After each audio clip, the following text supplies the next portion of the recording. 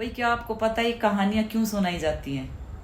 तो भाई कहानियां इसलिए सुनाई जाती हैं ताकि कहानी के पीछे का जो अर्थ होता है वो आपको सरल तरीके से समझ आ जाए। तो भाई ऐसे ही एक राजा था जो हमेशा कड़वा बोलता था। जब भी मुंह खोलता था ताना देना, गाली देना, गुस्से में आना, ये काम उस राजा का था, जिससे सब परेशान थे। तो भाई एक दिन उस राजा ने कहा कि भाई आज तुम वो चीज लेके आना जो तुम्हें सबसे बुरी लगती है।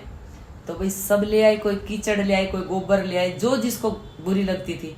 तो उनमें से एक आदमी एक मृत व्यक्ति की जुबान काट के ले आया। तो भाई राजा कहने लगा ये बात तो ठीक है भाई, इनको ये चीज बुरी लगती है, पर इस जुबान में क्या बुराई है जो तू ये जुबान काट के ले आया? तो वो व्यक्ति कहने लगा जी ये जुबान ही सबसे गंदी चीज होती है, जिससे व्यक्ति कड़वा बोलता है, गुस्से में बोलता है, ताने देता है, लोगों को गालियां देता है, तो सबसे गंदी चीज ये जुबान है।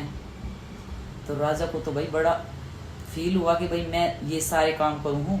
तो राजा को गुस्सा भी आया, पर करता के उसने ये बोला था जो सबसे गंदी चीज तुम्हें लगती है वो लेके आना। वो व्यक्ति कह रहा भाई मुझे तो सबसे गंदी चीज यही लगती है।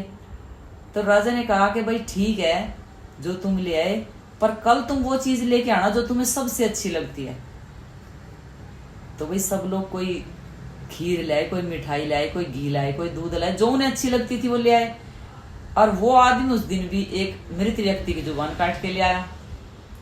तो राजा ने कहा कि भाई कल तो यह जुबान सब तक गंदी चीज जमावे थी, आज तो इसको सबसे अच्छी चीजों में क्यों लेके आया है? तो वो व्यक्ति कहने लगा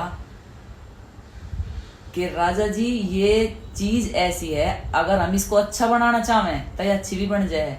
इसी जुबान से हम किसी को नमस्कार करेंगे, भजन कीर्तन करेंगे, किसी का आदर भाव करेंगे, तो ये जुबान अच्छी भी बन सकती है। इसीलिए ये जुबान सबसे अच्छी भी है। तो भाई राजा की आंख खुलेगी, क्योंकि वो तो हमेशा छो में रहे करता। तो भाई राजा ने कहा कि भाई तू बिल्कुल ठीक कह रहा है, ये जुबान ही होती है जो सबसे अच्छी और सबसे गंदी बनानी हमारे हाथ में रहे है। तो वो कहने लगा जी अगर जीभ पे जख्म हो जा और पूरे शरीर में जख्म हो जा तो जीभ का जख्म सब ते पहला ठीक हो है शरीर के जख्म ते। इसी तरह अगर इस जुबान से किसी को कड़वा बोलोगे ना तो वो जख्म पूरी जिंदगी ठीक नहीं होगा, और जो मीठा बोलोगे तो यही जुबान आपको आशीर्वाद दिला देती है। तो इसलिए हमेशा इस जुबान से अच्छा बोलने की कोशिश करो, कभी भी किसी को गलत मत बोलो, बुरा मत बोलो। एक बार एक पत्नी अपने पति तक कहने लगी कि घर का सारा सामान खत्म हो रहा है और सामान लाना है। तो भाई उसका पति कहने लग गया ठीक से चल बाजार में ले आऊंगे। तो भाई वह कहने लगी कि माँ जी से भी पूछ लो, क्या पता माँ जी ने भी कुछ मंगवाना हो। तो भाई वो लड़का अपनी माँ के पास गया और कहने लगा माँ आपको भी कुछ बाजार में से सामान मंगवाना हो तो बता दो।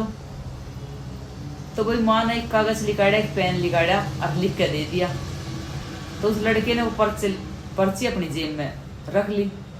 दोनों चले गए बाजार में, घर का सारा सामान खरीद लिया। उसके बाद उसकी पत्नी कहने लगी कि हमने तो घर का सारा सामान खरीद लिया, पर जो माँ जी ने बताया था आपको पर्ची दी थी वो सामान और खरीद लो। कहने लग गया हाँ ठीक क्या है।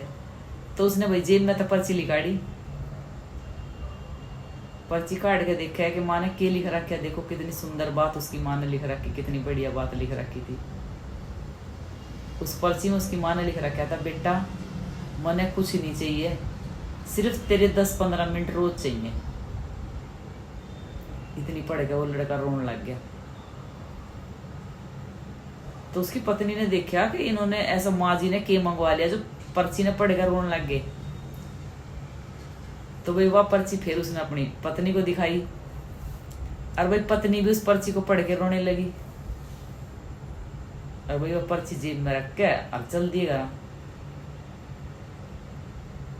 तो भाई जाके पत्नी तो उनके पैरों में पड़ गई और भाई बेटे ने अपनी माँ से हाथ जोड़ के गलती मांगी कि माँ मेरे पे बहुत बड़ी गलती होगी जो मैं आपको टाइम नहीं दे सका अपने परिवार को संभालने में। ऑफिस से घर और घर से ऑफिस, मैं आपसे 5 मिनट की भी बात नहीं करता था। ये मेरे से बहुत बड़ी भूल होगी, इसके लिए मुझे माफ़ कर दो। आज के बाद मैं आपके पास हमेशा 10 मिनट बैठूंगा, चाहे मेरा कितना ही काम ऑफिस का पड़े रहो और कितना ही घर का पड़े रहो।